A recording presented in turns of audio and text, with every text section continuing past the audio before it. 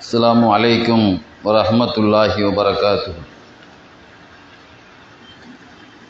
அல்ஹம்துலில்லாஹி ரப்பில் ஆலமீன் வல் ஆகிபத்து லில் முத்தகீன் வஸ்ஸலாத்து வஸ்ஸலாமு அலா சய்யிதில் முர்சலீன் வ ஆலிஹி வ ஸஹ்பிஹி அஜ்மஈன். சங்கையான அல்லாஹுடைய நல்லடியார்களே, பெரியோர்களே, எல்லாம் அல்ல அல்லாஹு சுப்ஹானஹு வ தஆலா தன்னுடைய திருமறையிலே நல்லவர்கள் வாழ்ந்து மறைந்த பிறகும் அவர்கள் வாழ்ந்து கொண்டுதான் இருக்கிறார்கள் என்பதை, நல்லோர்களுடைய வாழ்க்கையும் நல்லோர்களுடைய மரணமும் சமமானது என்று அல்லாஹு தஆலா பாராட்டுகிறார். ஒரு ஆளுடைய வாழ்வும் மரணமும் சமமாக இருக்க முடியாது.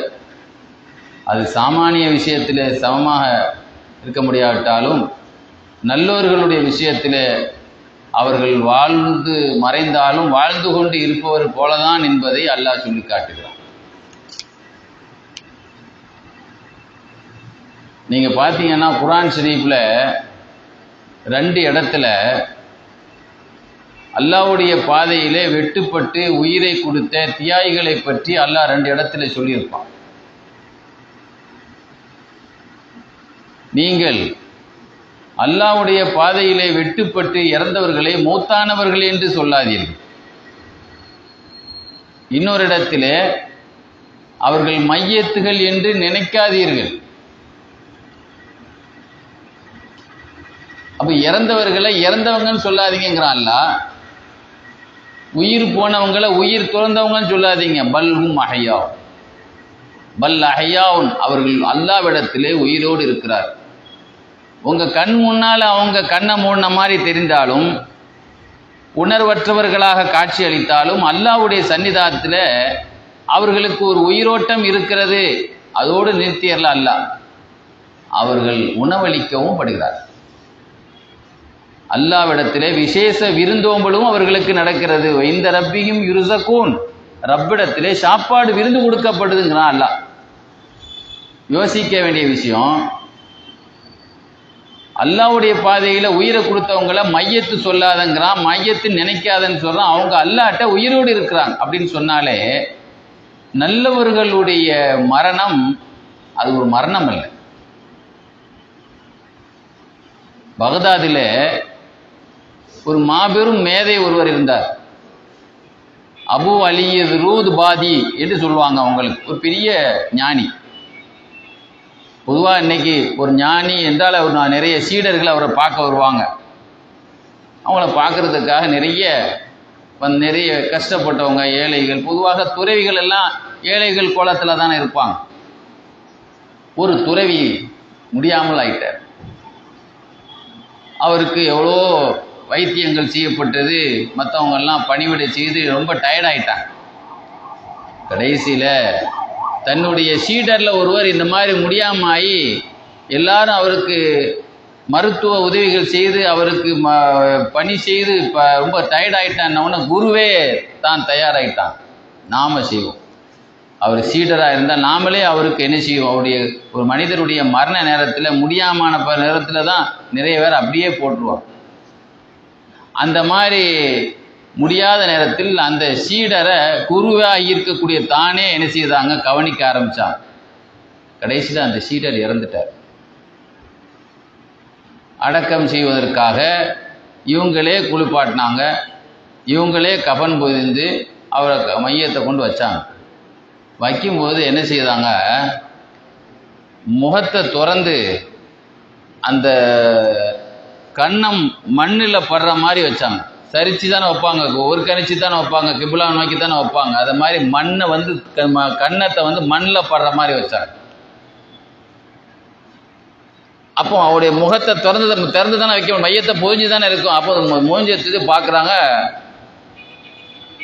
மையத்தாக இருக்கக்கூடியவர் கண்ணை திறந்து பார்க்குறார். 2 கண்ணு திறந்து பார்க்குறாரு. அவர் பார்க்கறது மட்டுமில்ல, பேசவும் செய்கிறார். என்ன அவங்க சொல்கிறாங்க, நான் ஏன் அப்படி வச்சேன்னா, அல்லாட்ட என்னைக்குமே நம்ம பணிஞ்சு அல்லாட்ட கேட்கும்போது அல்லாவுடைய கிருபை கிடைக்கும். இன்றைக்கி பாருங்கள், நம்ம சுஜூது செய்கிறோம். இந்த சுஜூதில் நம்ம என்ன செய்கிறோம், நம்ம நெத்தியெல்லாம் மண்ணாகுது. நம்ம நெத்தியை கூட என்ன கீழே வைக்கிறோமா இல்லையா? அப்போ அதில் தான் அல்லாவுடைய நம்ம சாஸ்தாங்கம் பண்ணுறோம், சரணடைகிறோம். அப்போ அவங்க சொன்னாங்க, நான் அவரை ஏன் அந்த மண்ணை கொண்டு கன்னத்தை கொண்டு மண்ணில் வச்சான்னா, அல்லாவுடைய ரஹமத்தை அவருக்கு கிடைக்கட்டும். நம்ம எந்த அளவு அல்லாவுக்கு முன்னால் நம்மளை கீழாக்கி நமக்கு பரதேசி கோலத்தில் ஆக்கிறோமோ அந்த அளவுக்கு அல்லாட்ட மதிப்பு இருக்குங்க. அப்படி செய்தேன். அப்போ அவர் சொன்னார், நான் அல்லாவிடத்தில் வந்துட்டேன், என் ரப்பிடத்தில் எனக்கு உயர்ந்த மரியாதை தான் கிடைக்கும். இங்கே என்னை நீங்கள் என்ன செய்ய தாழ்த்த தேவையில்லை அப்படின்னு சொல்லிட்டு அவர் சொன்னார், நீங்கள் முடியாமல் போன நேரத்தில் கூட எனக்கு நீங்கள் குருவாக இருந்து வேலை ஆள் போடாமல் நீங்களே நின்று எனக்கு கவனிச்சிங்க. அன்சுரன்னக்க யோமல் கியாமா பிஜாஹி, கியாமத்து நாள் இதுக்காக உங்களுக்கு அல்லாட்ட நிச்சயம் உங்களுக்கு நான் உதவி செய்வேன் அப்படின்னு கேட்டாங்க. நீங்கள் இறந்துட்டீங்க, மௌத்தான பிறகு என்ன ஹயாத்தா இருக்குது, என்ன பேச்சா இருக்குன்னாங்க. அப்படின்னு சொன்னாங்க, அதாவது அல்லாஹ்வுடைய நேசர்கள் அவங்க என்ன செய்ய மாட்டாங்க, மௌத்தான பிறகு கூட அவங்களுக்கு மரணம் என்பது ஒரு முடிவல்ல. அவங்கள பொறுத்த மட்டும் ஒரு நிலையிலிருந்து இன்னொரு நிலைக்கு திரும்புறது, ஒரு இடத்திலிருந்து இன்னொரு இடத்துக்கு. அதான் சொல்லுவாங்க, தாருல் பனாவை விட்டு ஃபனாவை விட்டு தாருல் பக்கா, நிரந்தர உலகத்துக்கு அவர் டிராவல் பண்ணியிருக்காங்க. அதுதான் பயணம், நிரந்தர பயணம். ஆக அவங்க நிரந்தரமாக உயிரற்றவர்களாக அவங்களோட உங்களுக்கு வாழ்க்கையே முடிஞ்சு போச்சு அப்படின்னு நம்ம யாரையும் என்ன செய்யறத சொல்லலை.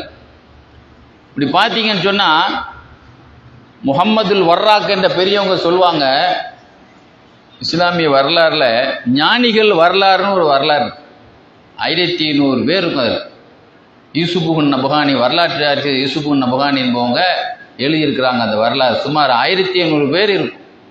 அதில் பொம்பளைங்க பேர்லாம் வரும், அந்த ஞானிகளில் பெண் ஞானிகள்லாம் வரும்.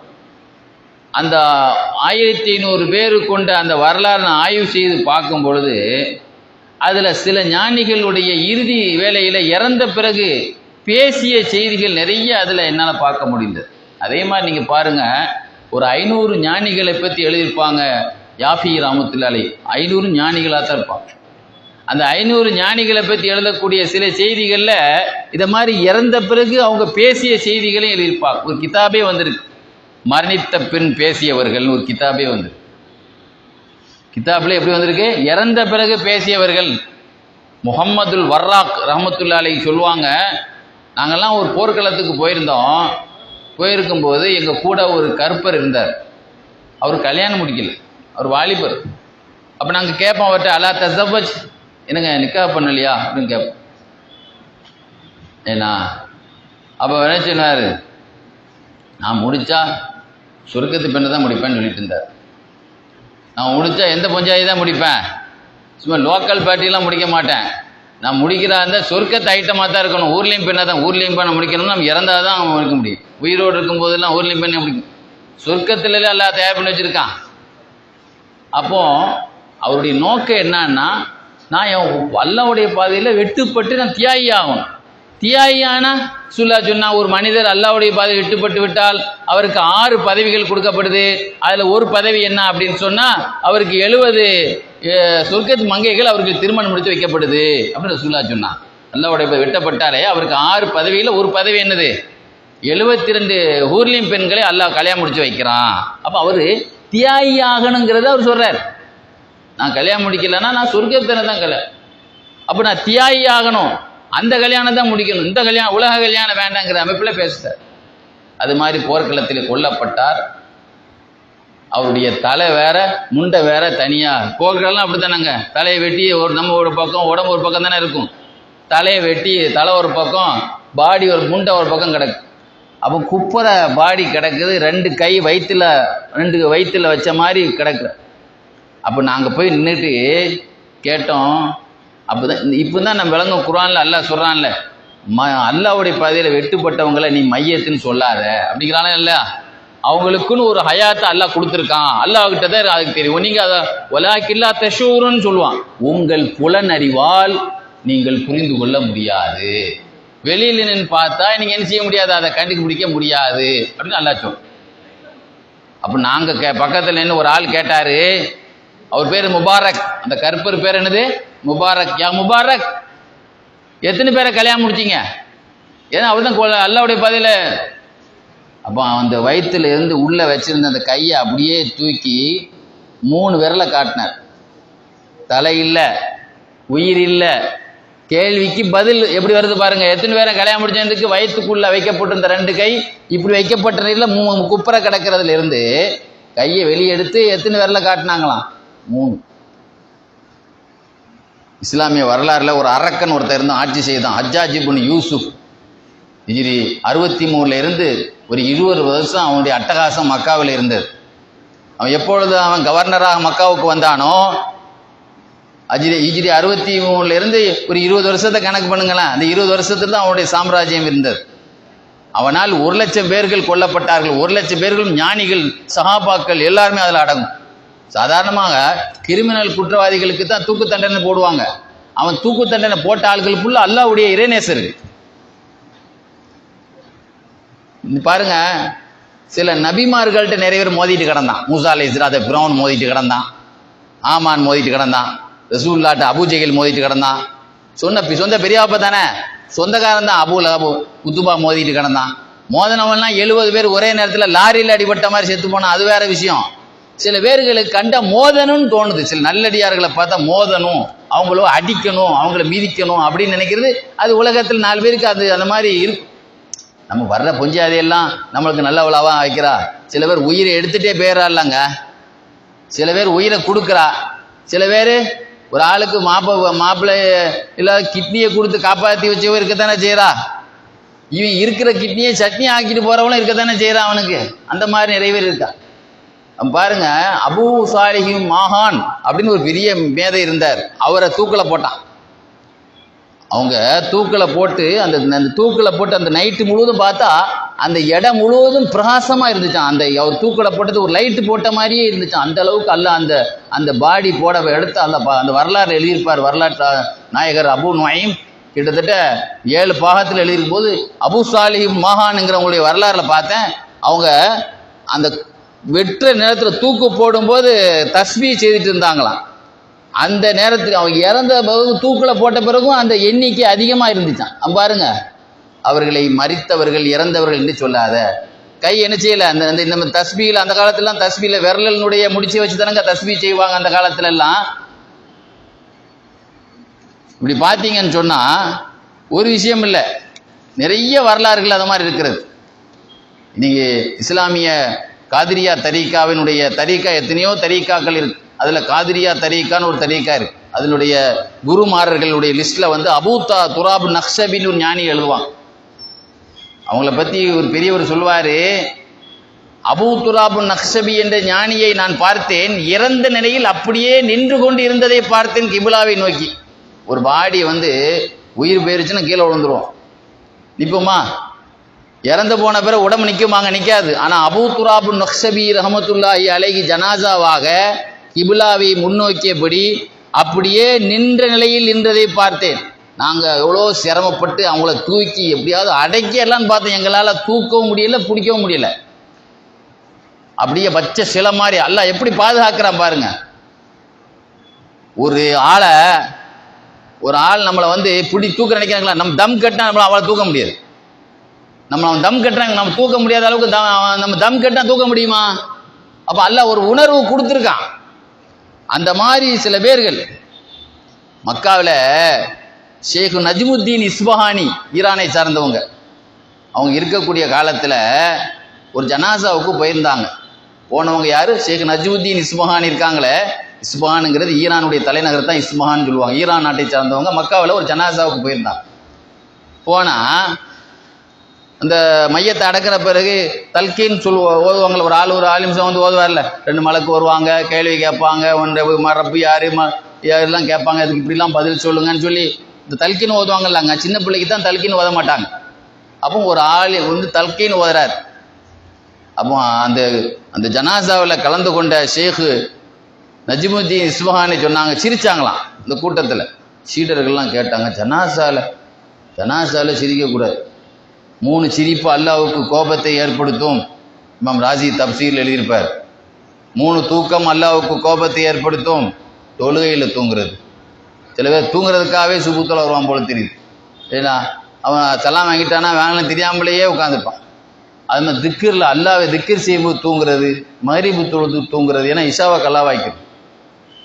அதே மாதிரி தொழுகையில் சிரிக்கிறது, ஜனாசாவில் சிரிக்கிறது, திக்கிரில் சிரிக்கிறது, அல்லாவை நினைக்கிற இடத்துல சிரிக்கிறது, அப்போ கேலி பண்ணுற மாதிரி ஆயிடும். ஏன்னா ரசூலுல்லாஹ் குர்ஆன் ஓதும்போது கேலி பண்ணி சிரித்தவன் அவன்லாம் எதிரியாக தானே இருந்தான். அப்போ அது மாதிரி சிரிக்கிறது வந்து ஜனாசாவில் சிரித்தா அல்லாஹ்வுக்கு கோபத்தை ஏற்படும். எத்தனை பேர் இன்னைக்கு நிறைய பேர் பார்த்தீங்கன்னா அங்கே அடக்கிட்டு இருக்கான், சொந்தக்காரன் அழுதுகிட்டு இருக்கான், இவர் மூலையில் நின்று கதை பேசி சிரிச்சிட்டு நிற்கான் நிறைய பேர். உனக்கு வந்து விதி, எங்களுக்கா விதின்னு நினச்சி உட்காந்து சிரிச்சிட்டு இருக்கான். அப்போ அதுக்கு எவ்வளோ கஷ்டமாக இருக்கும் பாருங்க. அப்போ அந்த துக்கத்தில் நம்ம பங்கெடுத்து மௌனமாக இருக்கும். அப்போ அது மாதிரி அந்த இவர் தல்கீன் ஓதிட்டு இருக்கும்போது இவங்க சிரிச்சாங்கல்ல, சீடர்கள் கேட்டாங்க, நம்ம குரு சிரிக்கிறாரன், எதுக்கு சிரிக்கிறீங்க? அவங்க சிரிக்கிற பழக்கமே கிடையாது. அப்போ அவங்க பின்னால் சொன்னாங்களாம், இந்த ஆள் தல்கீன் ஓதுறாரு, அப்போ அந்த உள்ள அடக்கப்பட்டவர் பெரிய ஞானி அடக்கப்பட்டிருக்காரு, அவர் பேசுறாரு, ஒரு இறந்து போனவன் உயிர் உள்ளவருக்கு சொல்லி கொடுக்குறான் அல்லாஹ் யாருன்னு சொல்லுங்கன்ட்டு அப்படின்னு சொல்லி அவர் பேசுறது நேரத்தை எனக்கு சிரிப்பு வந்துருச்சுன்னு சொன்னாங்களாம். உள்ள அடக்கப்பட்டவர் என்ன சொல்றாரு, உயிரோடு இருக்கிற நான் எனக்கு போய் எவன் சொல்லித்தரான், ஒரு செத்தவன் சொல்லித்தரான். அப்படின்னா என்ன அர்த்தம்னா, இன்னைக்கு இறந்து உயிரோடு இருந்து நிறைய பேர் இதயம் செத்தவனாக, வாய் செத்தவனாக, கண்ணு செத்தவனாக, காது செத்தவனாக தானே இருக்கான். போன மாதிரி இருக்கடம் அப்படின்னு சொன்னாமா இல்லையா? எதையுமே சிந்திக்காம வாழ்க்கையே ஒரு இலட்சியம் இல்லாம இலக்கு இல்லாத வாழ்க்கையை வாழ்றாங்கல்ல. ஆக அல்லாஹ் குர்ஆன் ஷரீஃபில் காபிர்களை பற்றி சொல்லும்போது செத்தவர்கள்ங்கிறான்ல, மையத்தில் வச்ச கபராளிகள்ங்கிறான். யார நாயகமே, கபூரில் வச்சவனுக்கு போய் நீங்கள் உங்கள் பயானை கேட்க வைக்க முடியாதுங்கிறான்ல. ஏன் அப்படி அல்லாஹ் சொல்கிறான்னா, எப்படி அவன் கேட்க மாட்டான்னு அதை மாதிரி இவனை என் கண் இருந்து கபூதியா உள்ளம் இருந்து செத்தவனாக இருக்கான்னு சொல்லி காபிரத்தான் மையத்துங்கிறான்ல. அதே மாதிரி எத்தனை பேர்கள் ஒரு தொழுகையில் உயிர் இல்லை, நோம்புல உயிர் இல்லை, ஏதோ பேருக்கு நோன்பு வைக்கிறோம், இப்போ தொழுகையில் முழுவதும் வரவு செலவு கணக்கு பார்த்துட்டு இருக்கான் நிறைய பேர் தொழுகையில் தான் வரவு செலவு கணக்கில் மைண்டில் ஓடிட்டு இருக்கு. அப்போ நம்முடைய உயிர் எதில் இருக்கும்? அதுதான் அவங்க சொன்னாங்க, இவன் எனக்கு சொல்லித்தரான், செத்தவன் உயிரோடு இருக்கிற எனக்கு சொல்லித்தரான், ஒரு செத்தவன் உயிர் உள்ளவருக்கு பேர் தர்க்கீன்னு சொல்லி கொடுக்குற ஒரு மையத்தை பார்த்து எனக்கு நான் ஆச்சரியப்படுறேன்னு அவர் சொல்கிறத பார்த்து எனக்கு சிரிப்பு வந்துச்சுன்னு சொன்னாங்க. இது மாதிரி இஸ்லாமிய வரலாறில் ஒரு பெண் ஞானியை பற்றி படித்தேன். அந்த ஞானி, அந்த பெண் வந்து முதல் இரவு ஃபர்ஸ்ட் நைட், அந்த பெண்ணு கல்யாணம் முடிச்சு முதல் நைட்டு மாப்பிள்ளையை பார்க்குது. பார்த்த உடனே அந்த அம்மாவை பற்றி எழுதுறாங்க, வாழ்க்கையிலேயே அந்நிய ஆம்பளைய பார்த்ததே கிடையாது. ஒரு ஆம்பளைகள்லாம் எப்படி இருப்பாங்க, வாப்பாவை தவிர பார்த்ததே இல்லையா. அந்த அம்மா யாரை பார்த்ததில்லை, தன்னுடைய தந்தையை தவிர யாருமே பார்த்தது கிடையாது. நான் சொன்ன 1500 ஞானிகள் அந்த பெண்ணுடைய வரலாறுலேயே வருது. அப்போ அந்த அம்மா முதல்ல ஸ்கிரீனை நீக்கி பார்க்கும்போது புதுசாக ஒரு ஆம்பளையை பார்த்ததில் அப்படியே பயத்தில் அப்படியே உடம்பெல்லாம் வேத்து போச்சு அந்த அம்மாவுக்கு. இதில் வேற அவர் பெரியத்தாமானோ சின்னத்தாமானோ தான் மாப்பிள்ளை, அது கூட பார்த்ததில்லை. இன்னைக்கு என் சொந்தக்கார பிள்ளை தான் சொல்லி வண்டியில் ஏறி போயிட்டு இருக்கான் நிறைய பேர். என்னது கேட்டால் என்ன சொல்ற, என் சொந்தக்கார பிள்ளைங்கிறான். எவ்வளோ வாழ்க்கையை இதாகி போயிடுச்சு பாருங்க. அப்போ அந்த அம்மா வந்து வேத்து கொட்டினவொன்னு சொல்லிச்சா, யா அல்லாஹ், ஏன்னா எனக்கு இந்த உலகத்தில் யாரும் என்னை தொடாமல் என்னை பாதுகாப்பாயான அந்த அம்மா ஒரு பக்தியில் துவா கேட்டு அடுத்த நிமிஷமே அந்த அம்மா இறந்து போயிடுச்சு. அந்த பெண் அடக்கப்பட்ட அந்த மண் இருக்குல்ல, அடக்க ஸ்தலம் இருக்குல்ல, அதில் குளிர்காலத்தில் போய் கூட எப்படி கை வச்சா ஈரமாக இருக்குமா மண். எப்படி அந்த அம்மா உடம்போடு இருக்கும்போது வேத்திச்சா இல்லையா? உடம்போடு இருக்கும்போது அந்த பார்த்து பயத்தில், ஒரு அந்நிய ஆம்பளை மாப்பிள்ளை தான் கல்யாணம் முடிச்ச உடனே அந்த மாப்பிள்ளை ஆயிடுவார். இருந்தாலும் அந்த அம்மா ஒரு பயத்தில் உடம்பெல்லாம் வேர்த்துச்சா இல்லையா? அந்த வேர்வை அந்த மண்ணை தொட்டாலும் ஈரமான நேரத்தில் குளிர்காலத்தில் வந்து பொதுவாக வந்து குளிர்காலத்தில் வேக்காது இல்லைங்க. ரசூலுல்லாஹ்க்கு குளிர்காலத்தில் கூட வேக்கும். குர்ஆன் இறங்குச்சுன்னா அந்த வெயிட்டு தாங்க முடியாமல் இப்போ நம்பிக்கிச்சு பயத்தில் வேக்குதா இல்லையா? ஏசி ரூமில் இருந்தாலும் வேக்குது இல்லைங்க. திடீர்னு ஒரு ஆளுக்கு ஏதாவது ஒரு நோய் வந்துருச்சுன்னா அவருக்கு பயந்துட்டேன்னா உடம்புலாம் குளிர்ந்துருதா இல்லையா? அது ஏசி ரூமில் தான் குளிர்ந்துரு. அது வந்து வேற, அவர் வந்து ப்ரெஷர் பிரச்சனை, அதுக்கு வேற ட்ரீட்மெண்ட் எடுக்கணும் அது. அப்போ அது மாதிரி அவங்க இன்றும் அந்த மண்ணை குளிர்காலத்தில் தொட்டால் வேர்க்கும். அப்போ அல்லாஹ் அந்த உயிரோட்டத்தை இறந்த பிறகு கூட எத்தனையோ பேர்களுக்கு அல்லாஹ் கொடுத்துருக்கான். சஹாபாக்களுடைய, அதாவது இப்னுல் ஜவுசி ரஹ்மத்துல்லாஹி அலைஹி சொல்லுவாங்க, அனஸ் ரலியல்லாஹு அன்ஹுடைய மாணவர்கள்ல சாபித்துல் புனானி ரலியல்லாஹு, ரசூலுல்லாஹ்வுக்கு பணிவிட செய்த அனஸ் ரலியல்லாஹு அன்ஹுக்கு சாபித்துல் புனானின்னு ஒரு மாணவர் இருந்தார். மாலிக் இமாமுடைய ஆசிரியர். அவங்க என்கிட்ட ஓதன மாணவர்களில் எனக்கு இப்னு சீரின் சாபித்தை போல ஈடு இணையற்ற எவர்களும் இல்லை என்று அந்த அளவுக்கு குருவை மிஞ்சி சிஷியர் மாதிரி சில பேர் உருவாகிறாங்களா இல்லையா? சாபித்துல் புனானி ரலியல்லாஹு அன்ஹு அவங்கள ஜனாசா அவங்க பார்த்தாயிட்டாங்க. சாபித்துல் புனானி ரலியல்லாஹு அன்ஹு அடக்கிறதுக்காக கொண்டு போயிருந்தாங்க. அந்த காலத்துலாம் கல் வைப்பாங்க. இன்னைக்கு கட்டை வைக்கிறாங்களா இல்லையா? இன்னைக்கு பெரிய பெரிய கல் வைப்பாங்க. மையத்தை வச்சுட்டு கல் வைக்கும்போது ஒரு கல் உளுந்துட்டு சொல்லுவாங்க, இப்னுல் ஜவுசி ரஹ்மத்துல்லாஹி அலைஹி சாபித்துல் புனானியினுடைய குடும்பத்துக்காரங்கள்ட்ட இருந்து தான் அந்த செய்தியை நான் கேள்விப்பட்டேனே எழுதுறாங்க. சொல்ற ஆள் யாரு? அவங்க வகைராக்கள் தான் அந்த செய்தியை எனக்கு சொன்னாங்க. நீங்க சாபித்துல் புனானி இல்லான ஒரு வரலாறு நீங்க பார்த்தீங்கன்னா கண்டிப்பா அதனுடைய முடிவிலேயாவது அந்த செய்தி வந்துடும். ஒரு கல் விழுந்துச்சு, அப்போ நான் அந்த கல்லை விழுந்தவொன்னே ஒரு கட்டை விழுந்து அந்த கட்டை எடுத்து சரியா வைக்கிறதுக்காக அந்த கல்லை எடுக்க தூக்கி போனா உள்ள தொழுதுகிட்டு இருக்கிறாங்க. யாரு? ஸல்லல்லாஹு அலைஹி வஸல்லம் ஒரு ஹதீஸில் சொன்னாங்க, புகாரி ஷரீஃபில் ஹதீஸ் நீங்கள் பார்க்கலாம். நான் வானலோகத்துக்கு விண்வெளி பயணத்துக்கு அல்லாஹ் என்னை அழைத்து சென்றான். பைத்துல் முகத்தஸ் வழியாக என்னுடைய புராக் வாகனம் அல்லாஹ் எனக்கு அனுப்பி இந்த புராக் வாகனம் போகும்போது மூசா அலைஹிஸ்ஸலாத்தினுடைய மண்ணறையிலே மூசா நபி தொழுது கொண்டிருக்கும் காட்சியை நான் பார்த்தேன்னு சொல்லுவாங்க ஸல்லல்லாஹு அலைஹி வஸல்லம். கசீபுல் அஹ்மர், ஒரு செம்மணல் குன்று அருகில், பைத்துல் முகத்தஸிலே ஒரு செம்மணல் குன்று அருகில் மூசா அலைஹிஸ்ஸலாத்தினுடைய நினைவிடத்தை கலந்து சென்றேன். அதுல உள்ள மூசா நபி தொழுது கொண்டு காயிமுன் யுஸல்லி, மூசா நபி தொழுகையில நிற்கிறதை பார்த்துக்கிட்டே போறேங்கிறதையும் ரசூலுல்லாஹ் சொல்றாங்க. கிதாபுல புகாரி ஷரீஃபிலே இருக்கு, எல்லா பள்ளியாசிலும் இருக்கு அந்த செய்தி. பாருங்க, உலகத்துல நாம இன்னைக்கு அத்தகைய ஞானிகளை போய் இவன் மடையங்கிறான். இவன் பொம்பளை விஷயத்திலையும் துட்டு விஷயத்திலையும் கேவலப்படுறான். பொம்பளை விஷயத்துல கேவலப்பட்டு போயிடறான். இவனுடைய ஒரு தளத்தை இவனுடைய அவங்களுக்கெல்லாம் ஒரு சுத்தமான வரலாறு இருக்கு. நீங்க பாத்தீங்கன்னு சொன்னா நிறைய விஷயங்கள் ஒரு நாள் முழுவதும் பேசுற மாதிரி உள்ள வரலாறுகள்லாம் இருக்கிறது. கண்ணியத்திற்குரியவர்களே, இது மாதிரி சஹாபாக்களை எடுத்துக்கிட்டாலும் சொல்லலாம். ரசூல் ஸல்லல்லாஹு அலைஹி வஸல்லத்தினுடைய வாழ்க்கையிலும் நிறைய விஷயங்கள் என்ன செய்யலாம் சொல்லலாம்.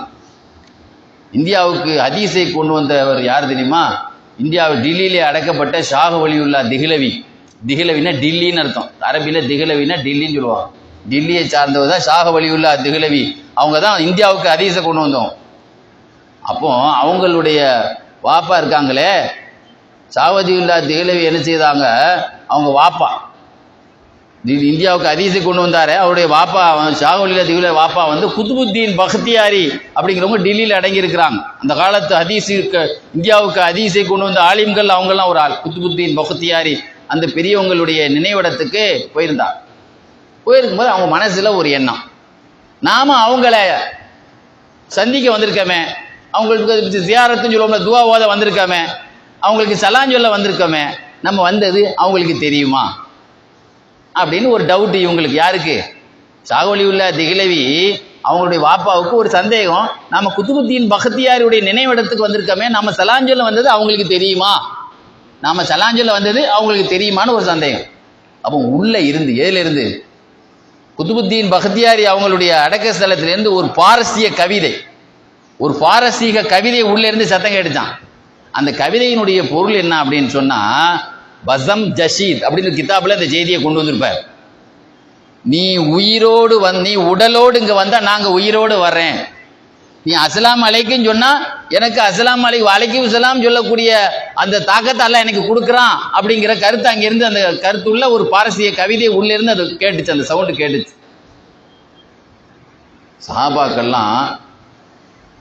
சஹாபாக்கள் காலத்துல ஒருத்தன் தன்னை நபின்னு சொல்லிட்டு இருந்தான் யமன் நாட்டில் யமாமா மாநிலத்துல. அப்போ அவனோடு போர் செய்யறதுக்காக அபூபக்கர் சித்திக் நாயகம் ஒரு கூட்டத்தை அனுப்பி வச்சாங்க. அதுல போர்க்களத்துல சாபித்துல் கைஸுங்கிற சஹாபி கொல்லப்பட்டு போனாங்க. கொல்லப்பட்ட உடனே அந்த கூட்டத்தில் ஜனாசாவில் இருக்கும்போது அவங்க கொஞ்சம் காஸ்ட்லியான கேடயம் போட்டிருந்தாங்க. சில அந்த காலத்துல எல்லாம் நல்ல ஆயுதங்கள்லாம் வெயிட்டான ஆயுதம் போட்டிருப்பாங்கல்ல, அது மாதிரி விலை உயர்ந்த ஆயுதம் போட்டிருந்தான். அங்கேயே ஒரு தீட்டாளு, முஸ்லீம்களில் ஒரு ஆள் தீட்டுத்தனமாக என்ன செய்தார், அவங்க கொல்லப்பட்டு கிடக்குறாங்க. யார் கொல்லப்பட்டு கிடக்குறாங்க? சாபித் இப்னு கைஸ் ரலியல்லாஹு அன்ஹு கொல்லப்பட்டு கிடக்குறாங்க. இவர் என்ன செய்தார், அந்த பக்கம் இந்த பக்கம் பார்த்து உடனே இப்பெல்லாம் ஒரு ஆள் கொல்லப்பட்டு கிடந்தா அதுக்குன்னு ஒரு கேமரா இருக்கும், எல்லாம் இருக்கும், பாதியெல்லாம் இருக்கும்ல. இவர் என்ன செய்யிட்டா, டப்புன்னு அந்த பாடியிலேருந்து கேடயத்தை எடுத்துட்டார், எடுத்து கொண்டு போய் ஒளிச்சு வச்சுட்டார். அந்த சமயத்தில் சாபித் இப்னு கைஸ் ரலியல்லாஹு அன்ஹு என்ன செய்தாங்க, அந்த முஸ்லீம்கள் அந்த படை போர்க்களத்துக்கு வந்த அந்த ஒரு முஸ்லீமுடைய ஒரு படை வீரருடைய கனவுல வந்து சொன்னாங்க, நான் கொல்லப்பட்ட பிறகு என் பாடியிலிருந்து இந்த கேடயத்தை ஒரு ஆள் திருடி அதை எங்கே கொண்டு வச்சிருக்கான்னா, இந்த படையில் இந்த இடத்துல ஒரு வீடு இருக்குது, அங்கே ஒரு குதிரை அங்கே நின்றுக்குது, அந்த இடத்துல ஒரு சட்டியை போட்டு மூடி வச்சிருக்கான். இதுக்குள்ளே தெளிவாக வந்து சொல்லிட்டு போயிட்டாங்க. என்ன சொல்லிட்டு போயிட்டாங்க? போலீஸை வந்து விசாரித்த மாதிரி சொல்லிட்டு போயிட்டாங்க. நீங்கள் போனீங்கன்னா ஒரு பெரிய பாத்திரத்தை தூக்கி நினச்சிருப்பான், ஒரு சட்டியை மூடி இருப்பான், அதுக்கு மேலே ஒரு பெரிய மூடையை தூக்கி வச்சிருப்பான், அங்கே ஒரு குதிரை நின்று விளையாடி நிற்கும், அங்கே தான் அந்த சாமான் பதுக்கி வைக்கப்பட்டிருக்கு. இது கெட்ட கனவு நினச்சி வேஸ்ட்டாக விட்டுறாத, இந்த செய்தியை தளபதிகிட்ட போய் சொல்லிடு அப்படின்னு சொன்னான். போய் பார்த்தா அப்படியே இருந்துச்சுங்க. உசைன் ரலியல்லாஹு அன்ஹு கொல்லப்பட்டது கர்பலாவில். உசைன் ரலியல்லாஹு அன்ஹு கொல்லப்பட்டு தலை வேற இடத்துல, பாடி வேற இடத்துல தானே அடக்கப்பட்டிருக்கு. ரெண்டு ஒரே இடத்துல அடக்கப்படலை. அவங்க தலையை வெட்டி எங்கே கொண்டு போனான்? சிரியாவுக்கு தலை வந்தாருன்னு. உசைன் ரலியல்லாஹு அன்ஹுடைய தலையை தூக்கி கொண்டு அவனுடைய அந்த மூர்க்கத்தனத்தை காட்டுறதுக்காக அந்த தலையில கத்தியை வச்சு குத்தி குத்தி விளையாடணும்ல இல்லையா, வெறியை காட்டுறதுக்காக வேண்டி உசைன் ரலியல்லாஹு அன்ஹுடைய அந்த தலையை தூக்கிட்டு சிரியாவுக்கு தூக்கிட்டு போகும்போது அங்கே ஒரு ஆளு சூரத்துல் கஹஃப் ஓதினார். சூரத்துல் கஹஃப்ல அல்லாஹ் சொல்லி காட்டுறான். ஏன்னா அஜபா, அந்த வாலிபர்களை பற்றி அல்லாஹ் சொல்லி காட்டுறான். இறைநேசர்களுடைய வாலிபர்கள் அல்லாஹ்வுக்கா ஒரு குகையில் படுத்து தூங்கினவங்களை பற்றி சொல்லி காட்டுறான். அவர்கள் ஏன்னா நம்முடைய அத்தாட்சியிலே பெரிய ஆச்சரியமானவர்கள் நான் நல்லா சொல்லி காட்டுறேன். இதை ஒரு ஆள் அந்த தலையை தூக்கிட்டு போகும்போது ஒரு ஆள் குர்ஆன் ஓதினார். கஹ்ஃப் சூரால் வரக்கூடிய அந்த வசனத்தை ஓதினார். அப்போ அந்த உசைன் ரலியல்லாஹு அன்ஹு வாயிலிருந்து அந்த தலை தான் இருக்கு, பியூர் சுத்தமான அரபியில. அவங்க ஆச்சரியம், அதை விட பேராச்சரியமான ஆட்கள் நாங்கள். ஏன்னா இறந்த பிறகு கூட ஓதனம் பாருங்க, அதை விட பேராச்சரியமான ஆட்கள் நாங்கள், அதை விட பெரிய ஆச்சரியமான ஆட்கள் அப்படிங்கிற. அது யார் வாயிலிருந்து வந்து உசைன் ரலியல்லாஹு அன்ஹுடைய அந்த ஜனாசாவா கொண்டு செல்லப்பட்ட வாயிலிருந்து வந்துச்சுன்னு சொல்லி ஒரு கிதாபில் நான் பார்த்துருக்கேன். அதனால தான் அல்லாஹ் சுப்ஹானஹு வ தஆலா இறந்தவர்களை நீங்கள் மையத்துகள் என்று, இறந்தவர்கள் என்று சொல்லாதீர்கள் என்று அல்லாஹ் சொல்லி காட்டான்.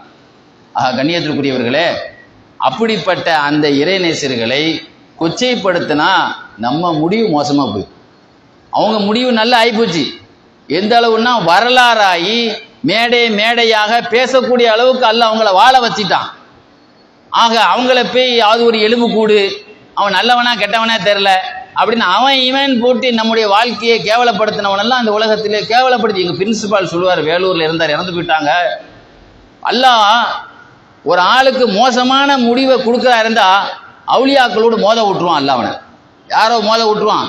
ரசூலுல்லாஹ்வோடு மோதனவன்லாம் என்ன கதிக்கானா? பதில் போரில் 70 தலைவர்கள் நாத்தம் முடித்த கிணத்துல கொண்டு போடப்பட்டார்கள். இவங்கெல்லாம் யார்?